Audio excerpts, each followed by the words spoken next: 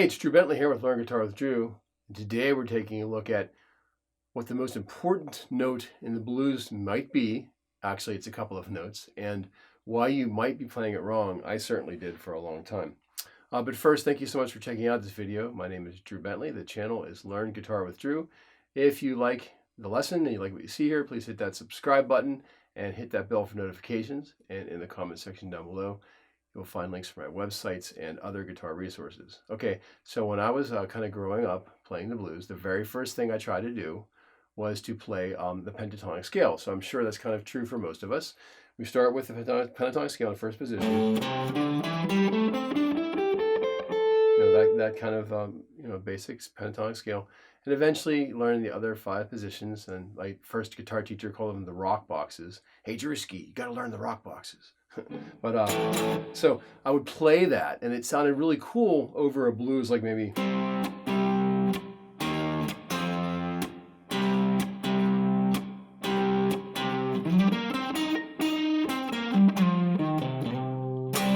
And that works perfectly fine over that. However, as soon as I started to play over this kind of chord, a dominant 7th chord, everything was out the window. Suddenly I noticed it didn't sound so good. It was kind of like a bowl in a china shop.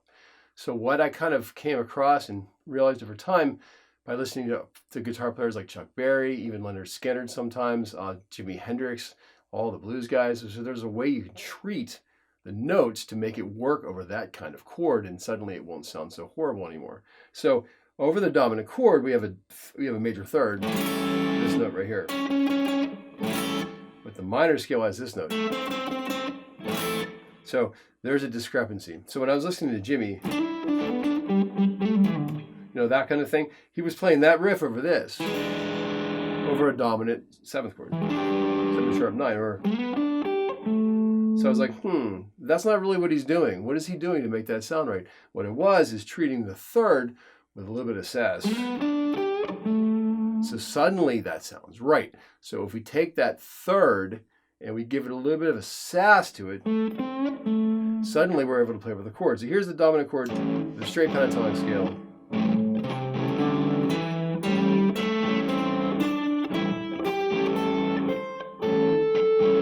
That's kind of bad. But as soon as we add that little bit of sass into it, now it's working. So what am I doing there? I'm playing the third of the scale with a little bit of attitude. So the best way to do that, I tell the students, is to go back to the schoolyard and go. That little nah sound, that's where the sound is. A little bit of sass on that third, kind of lift it up into that spot where it's reaching for that. The 7th works as well. So if I go, that's kind of the call and response of this little pizzazz. Now suddenly this will work. So there you go. That's kind of the first way you do it, is to give a little bit of attitude to that bend on that 7th and 3rd. A little treatment. So go through your whole entire pentatonic scale patterns and find the 7th and the 3rd. The 7th of G, 7th of A is a G, and the 3rd is a C natural. We're going to kind of tweak those notes up a little bit to make them sound like. And that's that. You hear that sound forever. It's Stevie Ray Vaughan. It's everybody playing the blues kind of does that.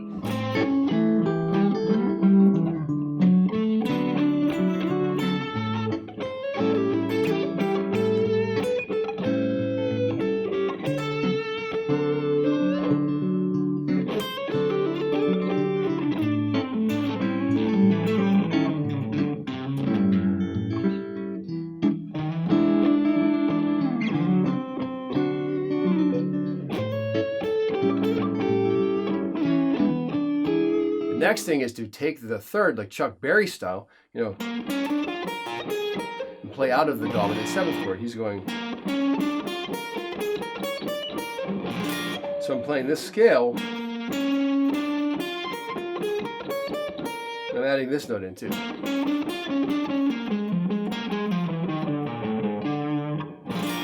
That works as well. So like the Beatles, that riff plays the major third, the minor third, and then the major third next. So on the blues, I'm going to go like this.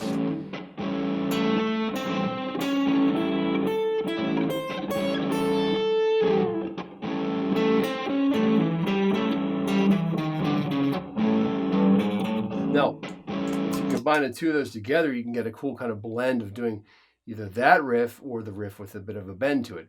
So go through your pentatonic scale patterns and find all the positions and take your C natural and make it a C sharp as well. You're going to start to get that lick happening across the fretboard as well, and suddenly that will work for you, and you have two options now to play over the dominant 7th chord. This works on the 1 chord. The 4 chord and the 5 chord might be different. There's other treatments for those as well, but this will get you in the ballpark of sounding right. Now over a 9th chord blues, it kind of works well to do pentatonic, which I can't really explain why, and over a power chord as well.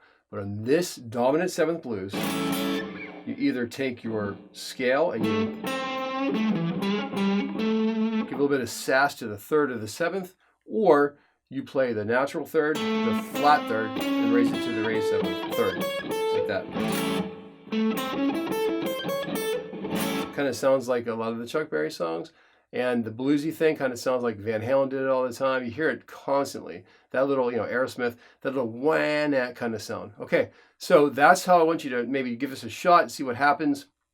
If you try this over a dominant 7th chord blues, you'll find yourself being in the right kind of ballpark to make the right sounds of how to do that. And that's why I call it the negotiable third. Jimi Hendrix played. For this, I mean, like, that little wimp sound is the sound. That's why you can play that 7 sharp 9 chord and play a minor pentatonic scale and kind of converge and blend those together. Okay, so hopefully you had fun today and that was a helpful lesson. I appreciate so much checking out the lesson channel and the video. If you'd like to see here, please hit the subscribe button and click that bell for notifications. There'll be more lessons on the blues coming up, I'm sure. And in the meantime, have fun practicing your guitar, and I can't wait to see you at the next lesson.